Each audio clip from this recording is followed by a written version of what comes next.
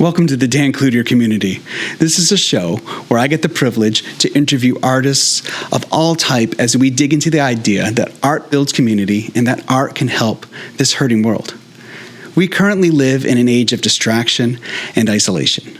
In recent years, 1 in 2 American adults responded that they're lonely. The Surgeon General even stated that we are currently in an epidemic of loneliness. Now, I want you to know that you have my full attention. So I'm going to take these off.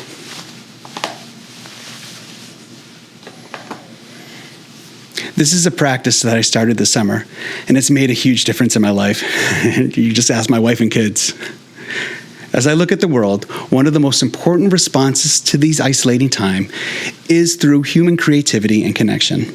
Not only does art make the world a better place, but I believe that in each of us is an artist with a distinct voice that also needs to be heard. That's right, you are an artist, and the more of us making art together, the better this world's going to be.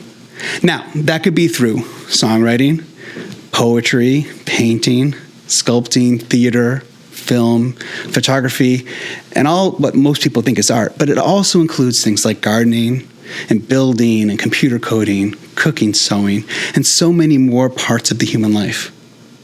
Now, before we go any further, I should introduce a little bit more about myself. My name is Dan Cloutier. I'm a singer-songwriter. I am an aspiring author. I'm a music therapist at the Michael Lisnow Respite Center here in Hopkinton. I'm a worship leader at Faith Community Church. I'm a longtime open mic host in the Boston folk community. And now I'm the host of this show. I originally didn't want my name in the show title, but after a lot of encouragement from friends and HCAM, we went with the Dan Cloutier Community. We thought it was really important to focus the show on community and not necessarily on me. But I am deeply inspired by the works of Mr. Rogers, and as he said, I like you just the way you are. So my hope for this show is to inspire people to start making things and to be proud of what they make.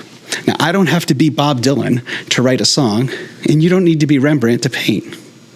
It also helps me in my mind that Mr. Rogers had his name in his own show too. So I guess the Dan Cloutier Community works. And I also just want to state that everyone is welcome at the show, no matter who you are, what you believe, or what kind of art you like. So put down your phone, get off your couch, start being creative, and together, let's build a community. Right now, I'm going to go over there. I'm going to play a song for you.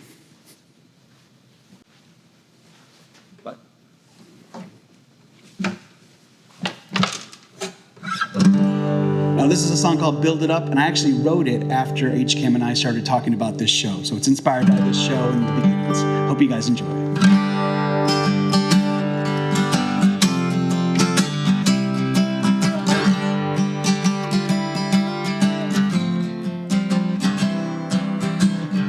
This guitar, it is a flamethrower against the darkness. This guitar, it crafted beautifully just like you and me.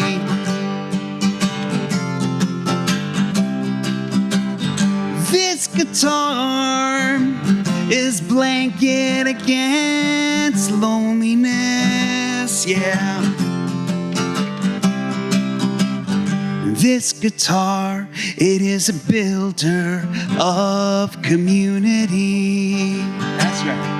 It builds it up, it builds it, it builds it up, it builds it.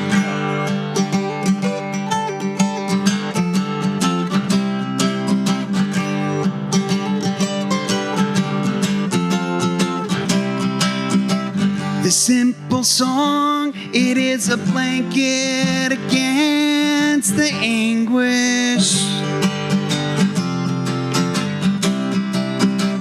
The simple song, it beckons in the year of Jubilee.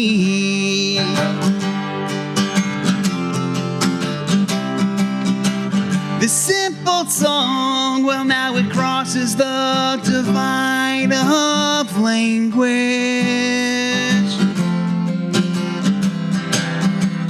The simple song, it is a builder of community. It builds it up, it builds it, it builds it up, it builds it, it go.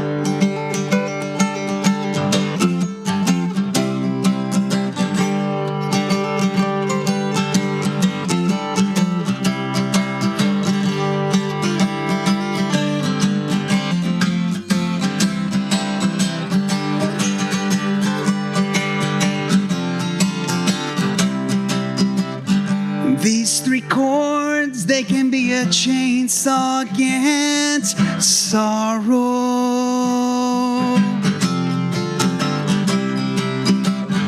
These three chords, they are a call for more unity.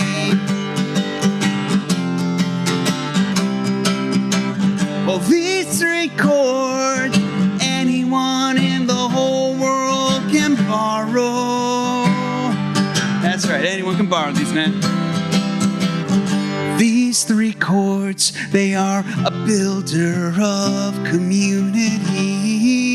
And it builds it up, it builds it, it builds it up, it builds it, go.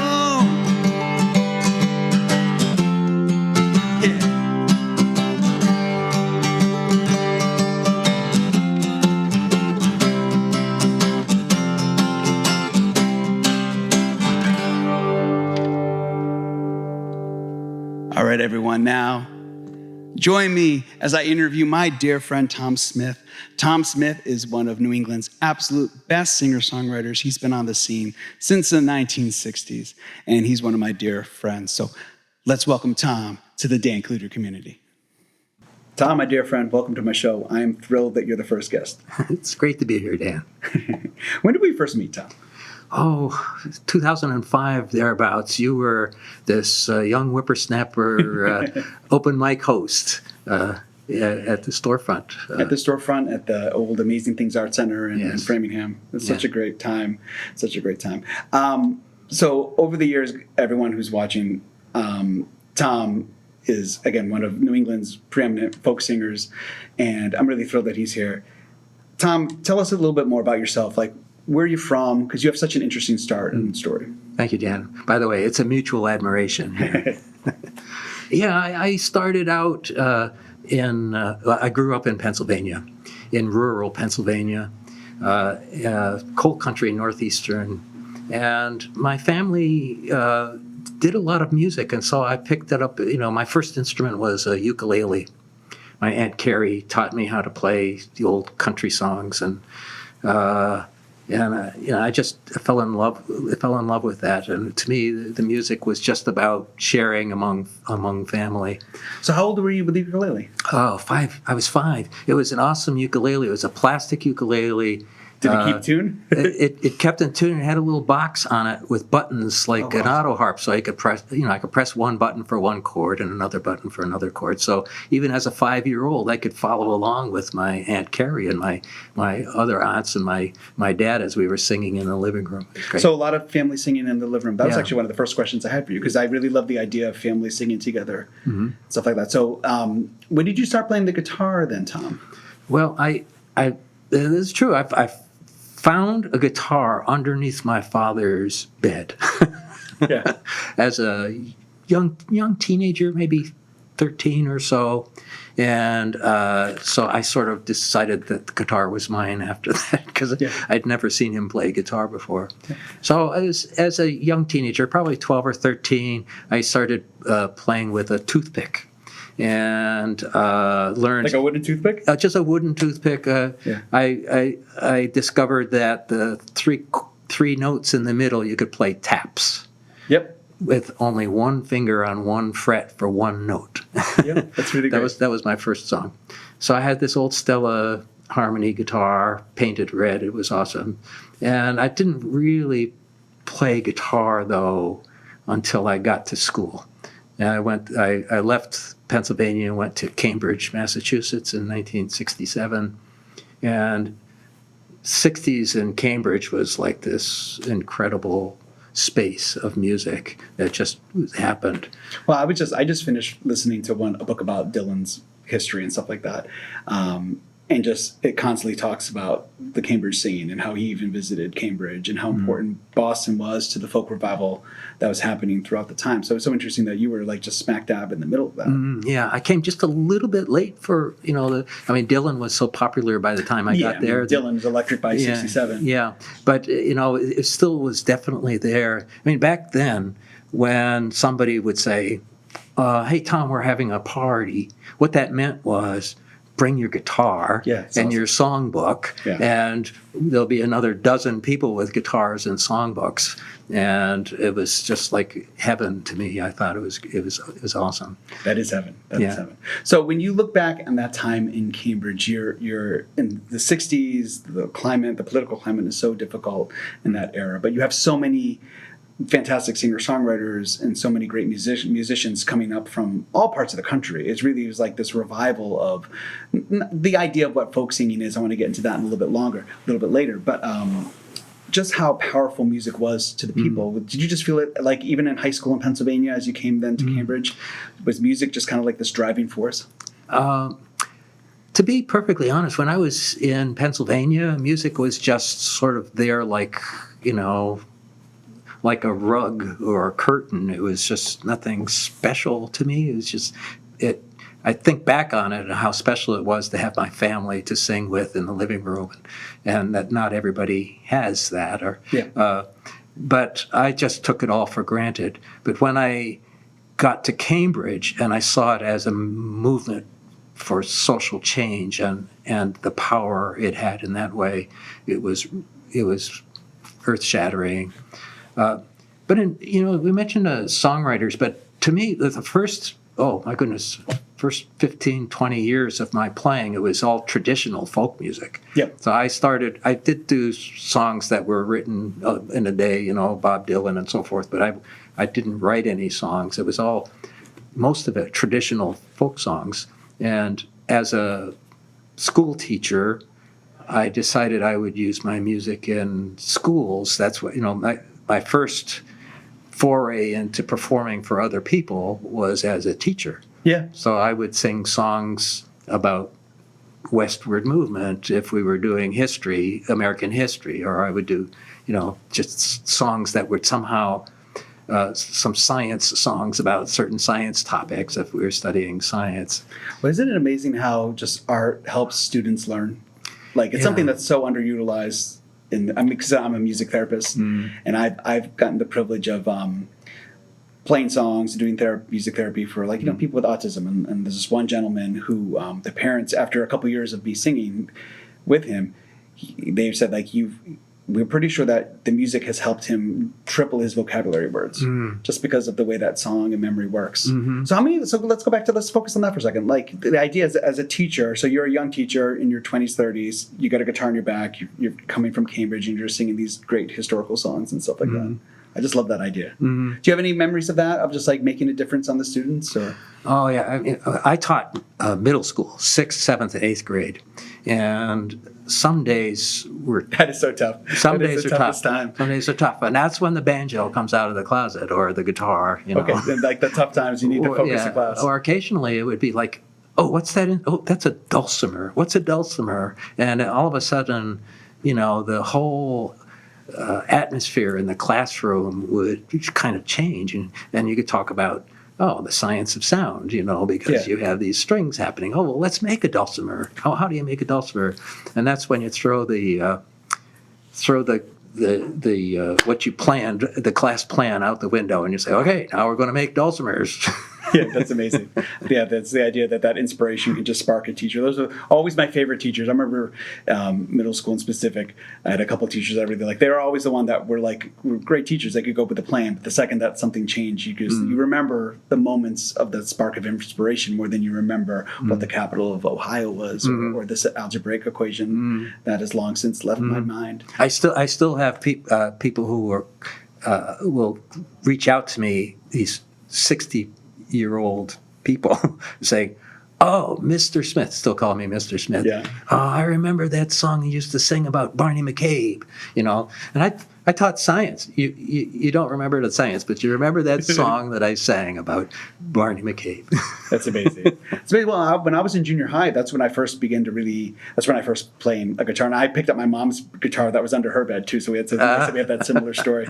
My mom just had a really old beater guitar that she tried to play for a couple of years that barely hold tunings. And I learned in E minor and an A chord, the simplest chords, and I began to write songs. You wrote songs even as a it was interesting because I was kind of a poet. I think that's just kind of my heart. So in sixth grade and seventh grade, I was writing poetry, and but I grew up in the whole alternative rock boom of the 90s. That was like my growing up. It's different than the 60s, but it was this time of like the reflection was back on the art. So like Nirvana and all those bands was back on the songwriting in specific. So I think that was but I was writing songs because I was also fitting in, right? Like my crowd at the time, the people that my friends and in junior high were the people who were like on the outskirts, the rockers and stuff like that. And it was a way that, in that sense, art was building community even in junior high for me, right? Like, I was getting together and I was playing in bands with my friends and we were playing the guitars and we would, it's not like YouTube nowadays, kids. Like you can just look up, how do you play a G chord? You had to like go to your friend, like, how do you play a G chord? Right. And your friend's like, oh, you have to do this. That's right. I never took a lesson. It was always finding somebody who was a little better than me and saying, oh, how are you doing that? And that's really powerful, though. I think so. My uncle actually showed me my first. My uncle Dan Cloutier, my namesake, he showed me my first like 5 or 6 chords, and it's such a precious memory. And when he passed, I actually inherited his 12-string guitar. Just these kind of little calling times throughout my history of how important he was and art has been. So I know a bunch about you, Tom, because we played for a long time. It's interesting hearing these stories as a teacher, because when you became a songwriter. So when did you finally begin to write songs? Because you've been, as long as I've known you, you've been one of my favorite songwriters. Oh, and I know that. So Tom also plays a lot of traditional music, and he even has a vinyl record from the '70s of all traditional music that I have proudly. I almost brought that, but I decided to get it. That's an embarrassing thing to go back to, because it's one of these records that was recorded in a weekend, and I just sort of threw it out there. But hey, it's a snapshot. It's a snapshot. And I really think that those embarrassing moments are sometimes the things that guide you to the points that you're making a difference, or the things that your cornerstones, right? The art that you're really proud of, right, throughout a lifetime. But when did you start writing songs then? Well, I always wanted to write songs. I came through the Bob Dylan thing and the Pete Seeger and all of that, and I tried desperately, and I wrote I wrote a half a dozen really terrible songs that I never ever sang. That's how we all start. Yeah. and I just put it away, and as the kids we started having children, my wife and I started having children, music sort of had to take a little bit of a back seat. I would play it in the living room once in a while, but I wasn't playing out in public. But then as the kids grew up, I think I just had enough living behind me where I had something to write about.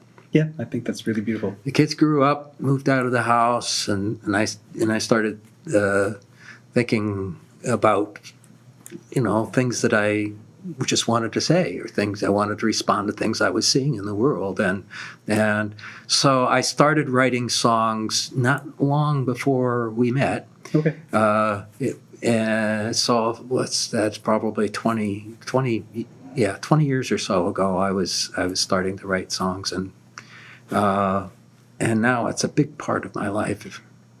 Well, it's so interesting because Tom is a huge fan of Pete Seeger, and he really that's kind of the ethic. When I think about Pete Seeger and I think about Tom, I think about just the ability of having ideas and bringing it to the people and helping the community and deflecting off of self. Like Pete was a great, people should go out there and learn more about Pete Seeger, but he was really brilliant at deflecting the praise off of himself, bringing it about the issues that he cared about, right?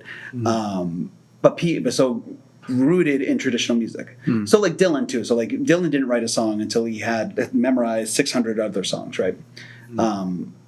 I bet a big reason why you immediately wrote great songs is because you just had this wealth of music in you. Like you let it build up over all these times. I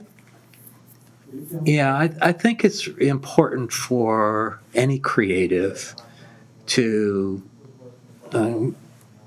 maybe to learn the trade by, it's not a trade, but learn the art by even mimicking other artists. Yeah. So you want to learn to paint like, you sort of make something that's Van Gogh-like. Yeah, exactly. Yep. And then after a while you learn you have your own space, your own style, your own, character. And it took, the first couple of songs I wrote were sort of parodies of traditional songs. And it's the old craftsman, what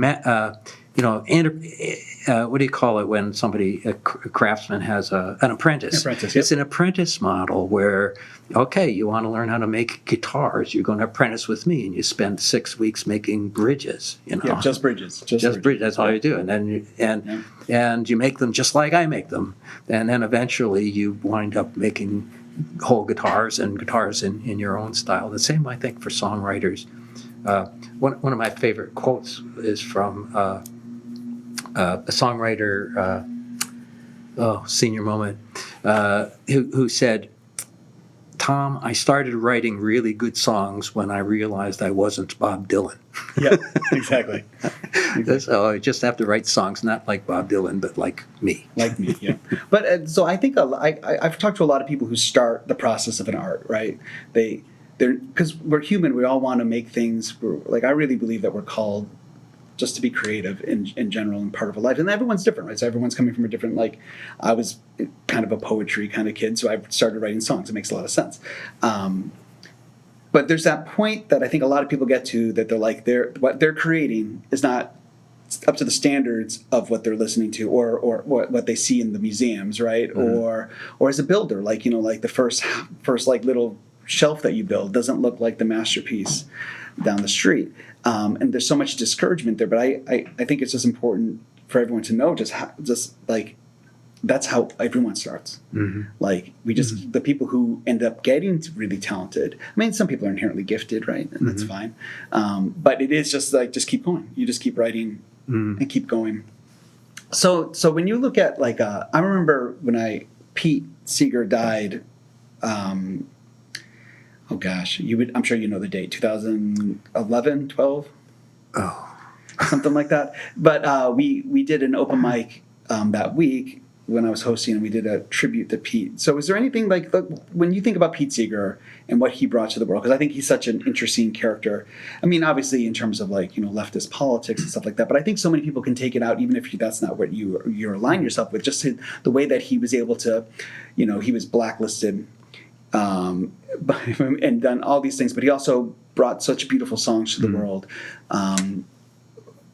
What do you take away from him, Tom? Well, Pete was an amazing person, and my life coincided with Pete's in an interesting way. Is that he was a few years older than I was, but so even as a teenager, I knew of Pete Seeger. Yeah, and so as all the way up until an elderly person, Pete was a little more elderly than I, but we had this life together in a way, and so I've admired him my entire life. And one of my favorite memories is the couple of months after he died, I was invited to do a tribute at the New England Folk Festival, and so to my surprise, they booked us in. There were 3 of us who were doing the tribute. They booked us in the main auditorium, and 1,000 people showed up. Wow, that's awesome. I was scared. Yep. Little folky playing to kids in his classroom, and but as soon as I started singing one of Pete's songs, everybody sang along, and wasn't like I wasn't there, but it was like Pete was there. Yep. And it was such an amazing experience that I could sing any song of Pete's and everybody in the audience would sing every word. It was just an amazing experience. There was that famous story of him in Spain. You hear this story?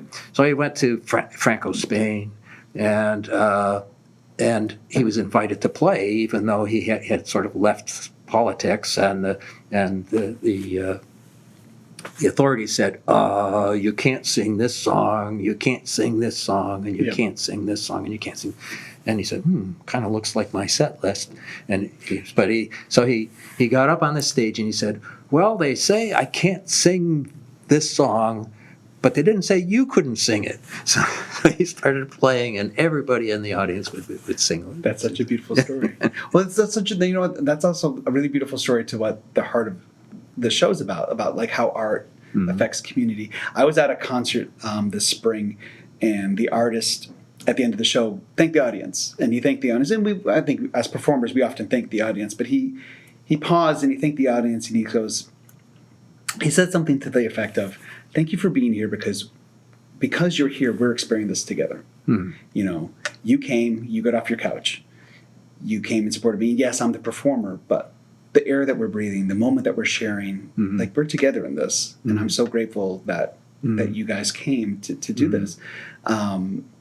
So just as an artist yourself, when you look at because you've been performing for a long time, even from your classroom to the New England folk shows when you were doing traditional stuff, to Tom plays all around New England, coffee house series and stuff like that.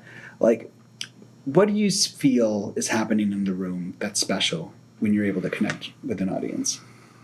Yeah.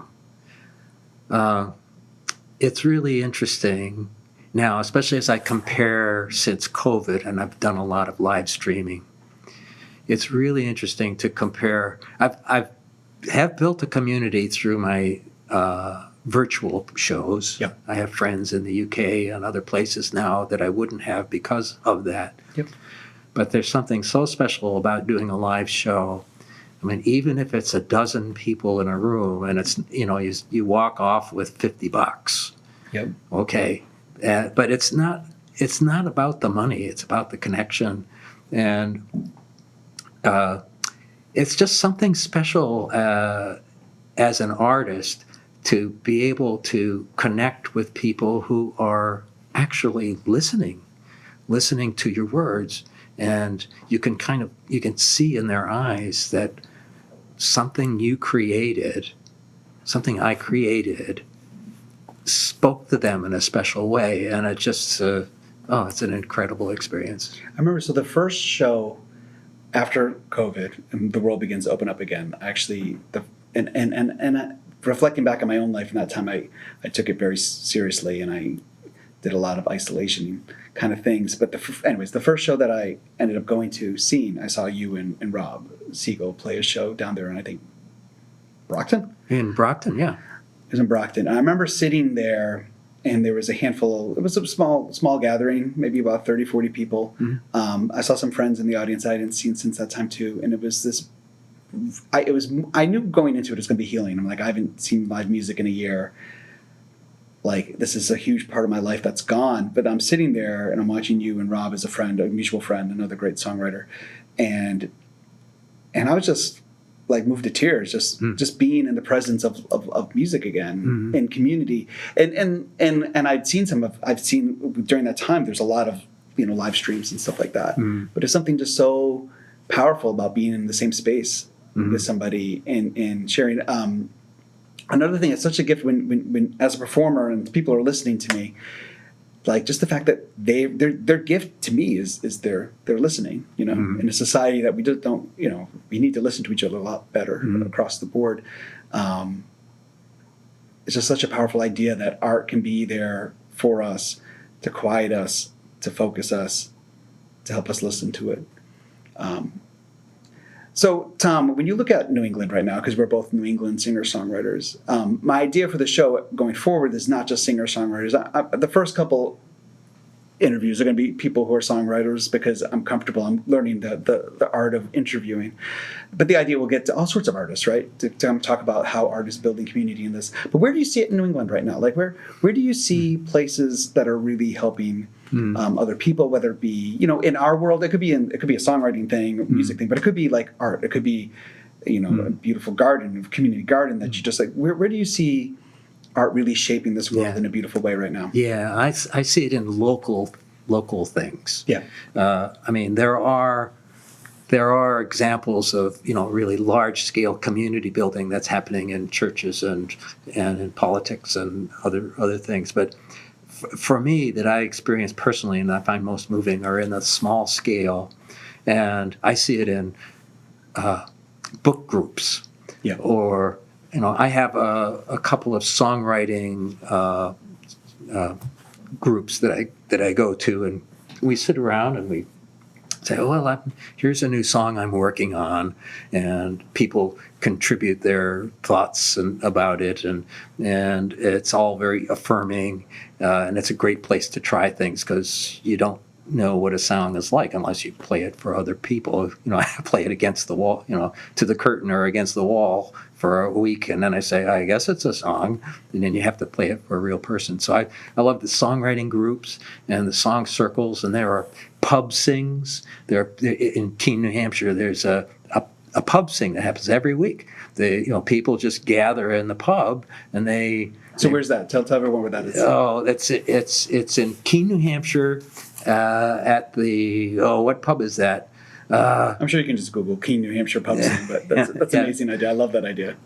Yeah, and everybody's welcome. Bring your songbook, and it's there. I see it in knitting circles. There's my wife is a knitter, and she has friends. Yeah, that's so beautiful. And and they, like you say, show me that chord. It's sort of like, oh, show me how you do that. So that kind of community building around art, the most general definition of art, whether it be knitting or, I suppose, cooking. I'm a terrible cook, but I suppose that you mentioned cooking in your introduction. I'd love to find a group where I could sample some. Well, I find it even with cooking with my wife. Last night, I got home from work, and oftentimes we're both busy with her teaching and me working, and also we were just frozen something quickly. But we just together cooked a meal together, and even just that simple husband and wife doing that's community together. That's building something together. It's a really beautiful thing. Yeah. Yeah, so the anti-isolation. I mean, and it's really, I see it blossoming since COVID, but it's blossoming in a way that's under the radar. Yeah. I mean, you have to look for an open mic.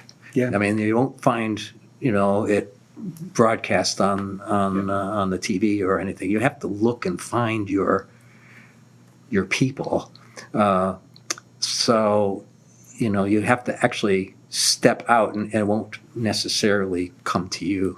So that's one thing about community building is, I think the people who need it the most need to take an active part in finding their own community. Yeah, I think that's really wise, actually, because it's important that it's kind of on your shoulders to take that first step to find somebody that you can talk to, or it's like you can sit on your couch. I remember so I ran an open mic for 15 years, and then COVID shut down that world, for a season, and it's coming back. And I haven't rebounded back to that, even though I'm doing a lot of songwriting and gigging and playing and music therapy. I'm still really involved in the scene. But even after getting out of my own, since I was away from it for a couple of years there, it was really hard to get back. Mm-hmm. It takes a lot of effort. So I really encourage anybody out there who's listening to this, who's feeling inspired. I don't want to encourage a stereotype, but I will say, as a man, personally, I find it difficult to take that step out and say, I need some companionship. Yeah. Hey, let's go have a cup of coffee. I mean, I don't do that, and a lot of the men that I know don't do that also. So I think it would be, it would be good for people to be able to take responsibility for their own outreach to find their community. You have to look for it. Say, I like to jog. I'll find a running group, or I just need somebody to walk with, or I just call Joe up and say, let's have a cup of coffee and let's get Pete and Sam to join us. Yeah, I mean, I think that's a beautiful idea, because even just walking in nature and reflecting on nature together is a form of art, right? Yeah. Like, like doing something together with somebody else. So Tom, you also have a daughter who's a fantastic singer-songwriter, and I'm saying this as a father of two. Now my son's he's 13. I have a teenager now, Tom. You've known Jonathan his whole life. Amazing. It's a wild world. What was it like as your children growing up? How did you introduce music to them? Because I've seen your daughter grow in community. Her name's Mally Smith. She lives in Scotland. She's doing all sorts of music and art and stuff. Yeah. Well, they were part of the whole music thing with our family. And it's not just me. My wife's family. My brother-in-law Rob Ayers. We'd all get together and we would sing songs and in the family, if there was ever any really important transition or event, somebody would graduate from college or get married or die, we would write a song. Yeah. So we have dozens and dozens of songs that were part of the family, and the family would all get together. Let's write a song for Uncle Dave, who passed away last week. And I didn't push it on them. They just sort of, I let them take what they wanted. And all three of our kids did learn guitar. The first one, it didn't seem to stick particularly, though she loves music in other ways. My son Andrew, whom you don't know, I don't think, is. I met him at like a birthday for some things. He's an awesome guitar player. Okay. But he's just, it's all living room for him. That's beautiful. It's a great kind of guitar player. Yeah, and Mally is a songwriter and highly published and has done a lot of big gigs and that was interesting actually. So Mally just started college when she said, Dad, I think I'm ready to learn to play the guitar. I said, okay. So she was in Washington, D.C., and I'm in Boston area. So this is in the early days of internet stuff, and I would do a little video of different chords, and I would email it to her. YouTube didn't exist, and so she would learn some chords, and we'd go back and forth. And she said, "Oh, I want to learn this song by so and so. Could you?" So I would play the song, and I'd send her, and she would learn that way. And eventually, I said, Mally, you're getting pretty good. Why don't you go out and find an open mic? And she said, this is before I was doing open mics. And she said, well, I'll do an open mic if you do an open mic. So we both said, okay, on Tuesday, there's an open mic at this pub. She says, okay, and I found one on Tuesday. It was Ellen Schmidt's open mic in Concord, Massachusetts. Yep. Ellen is a long time open. She is the legend of legends in our world. So I said, okay. So I went and I played for Ellen's open mic, and she played for open. And we compared notes afterwards, and that was what really got me started coming back into playing music in public again. Oh, I love that story. That's so powerful. Just the idea of sharing that with your daughter. And I know Mally well. Just a couple more questions, Tom. One question I just want to ask people is, if you were this, I just like this question, people. I know this is often asked in a lot of interviews. It's the classic desert island question. You can have since we're songwriters, let's do music. 5 musicians complete artwork on a desert island. Who are you choosing? So their complete catalog. Complete catalog. 5 musicians. Lori McKenna. Yeah. Great New England singer-songwriter, maybe the best. Yeah. I would have to have Pete Seegers. Pete. Yeah, I mean, and it would be, if I had to choose between him and Woody Guthrie, it probably would be Pete, but it's pretty close second there. Let's put Woody Guthrie in there too, and John Gorka. That's awesome. He's a nice guy too. I've got to meet him a couple times. Did you get to meet him? Yeah, I opened up for John Gorka once. David Mallet. That's a great list. Yeah, it's a great list. So Tom, tell everyone how they can learn more about you. Where can they find you? Got any upcoming gigs? Anything going on? The best place to find me would be at my website, tomsmithmusic.com. Now, not only do I recommend you guys going to tomsmithmusic.com, I really recommend you signing up for his newsletter. He sends out a monthly email, and I being a musician in an open mic house, I'm probably signed up to hundreds of local people's newsletters, but Tom's my favorite. Thank you. He will usually every month send a video of a new song, sometimes a cover. But many times I've been in a bad mood or just something's bothering me in society, and I open up Tom's email and I watch the Kitchen Musician is the name of the newsletter. I just highly recommend checking that out. Thank you. I often write a new song based upon something I've observed on my mind, and we'll give the backstory of the song as well. And I'll record it in the kitchen or in the living room or wherever. Yeah, I like Tom's videos enough that he actually sat down with me recently and he was talking to me about the cameras that he's using and stuff like that. So Tom's always been just a blessing in my life. Simplicity. Simple is good. Simple is good in art. Just like, again, as an encouragement to anybody out there. I know this was a lot of songwriting talk, but I think a lot of what we were talking about goes beyond just songwriting. It goes into whatever you're passionate about. Like, find your passion and find your people. Tom, I know that Tom has a couple songs for us, though. Yeah, sure. So, Tom, why don't you go up there and show us what you got? Will do. Well, I thought since this is a Dan Cloutier's Community, I would start with a song entitled Community. This is a little song about community. It's really just a very simple thing. A community's a group of individuals who have a common song to sing. It takes all kinds of voices. Some can reach the high notes. Other voices reach the notes down low. You keep the rhythm with your feet, walking forward to the beat. Participation is the key that makes it go. A family's a kind of a community. No two families are really quite the same. Some are large and some are small to pick you up if you should fall, and I've been told that mine is kind of strange. We tell jokes and laugh a lot. Sometimes we argue around the clock, but we figured out how to get along. Love is what it's all about, and in the end there is no doubt that everybody in my family belongs. Now, a neighborhood's a kind of a community with many families. Some you may not know. If they're unknown to you, I'll tell you what to do. See them on the street and say hello. If they say hello to you, it may sound different. This may be how they say it in their homes. Konnichiwa, jambo, mahaba, ni hao, hola, bonjour, shalom.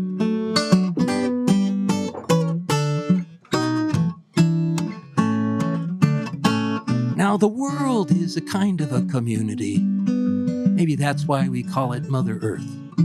It's just a bigger song to sing with every living thing, and we'll sing on through life and death and birth. We don't inherit this planet from our parents. We borrow it from our kids. So let's make sure that we take care. Where it's broken, we repair, so they receive a better planet than we did. This is a little song about community. It's really just a very simple thing. A community's a group of individuals who have a common song to sing. It's all kinds of voices. Some can reach the high notes. Other voices sing the notes down low. We keep the rhythm with our feet, marching forward to the beat. Participation, that's the key that makes it go. Participation, it's the key that makes it go.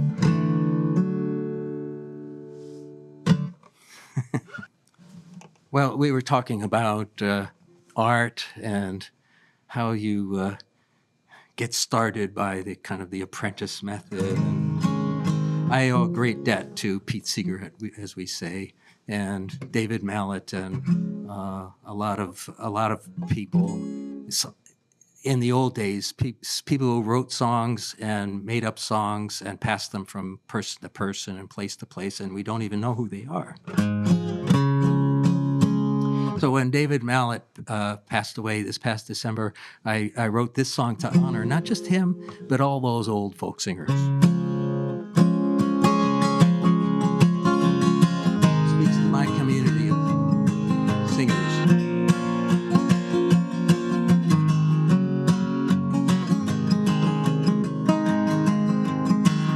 When I was a younger man, the The songs I sang were secondhand, folks long gone who worked the land and sailed upon the sea.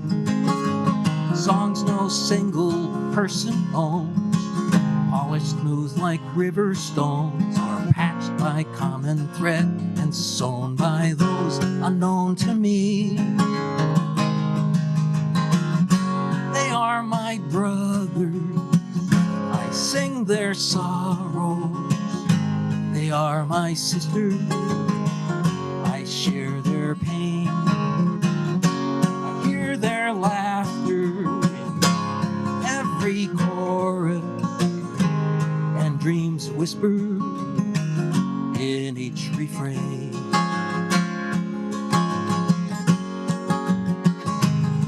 You know, some of the singers of today may say it in a different way. They plug in their instruments and play much louder than I do. I feel the same way when I hear new songs that ring true and clear. It gives me faith, replacing fear. We can make it through. They are my brothers, I sing their sorrows. They are my sisters, I share their pain. I hear their laughter in every chorus, and dreams whisper in each refrain.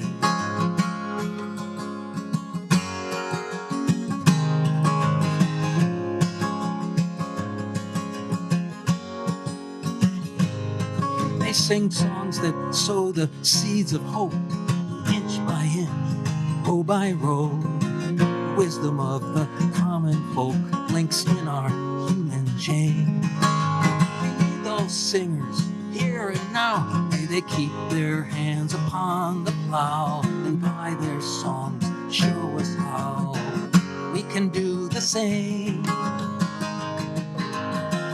They are our brothers, sing their sorrows.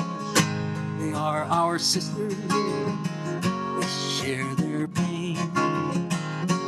Hear their laughter in every chorus, and dreams whisper in each refrain. We are all brothers, sing our sorrows. We are all sisters, share our pain. We hear our laughter in every chorus, and dreams whisper in each refrain.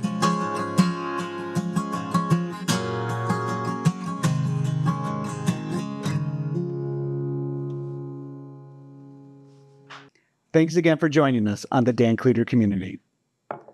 I hope you were inspired by our conversation to make something new this week. The world will be a better place if we all make art together. Tom is one of New England's absolute best singer-songwriters, and I encourage everyone to go to his website, tomsmithmusic.com, to learn more and sign up for his monthly email, The Kitchen Musician. It's one of my favorite emails I get each month. This show is put on for free by me and HCAM, and I want to thank Jim, Matt, and Dave back there for putting the show on together with me today. But if you like what you heard and you want to support this mission, I just started a brand new Patreon page for all my artistic pursuits. You can reach it at patreon.com/Dan Cloutier, or find it at my new website, dancloutier.com. I've also had the privilege of spending this past year working on a project called The Iceberg, which is an album and an adventure. Took me to the beautiful country of Greenland and Newfoundland, Canada to record music, make videos, and find icebergs. The music on this album is all about finding hope during dark seasons of life. And to end the show today, we'll be playing my song, Take Your Next Step, from the album. And I hope that it inspires you that no matter how hard your life is at the moment, that you can take that next step. I'll see you next month for the next show. And remember, together, let's build a community. None of us have real control. You can't just snap and make it go away.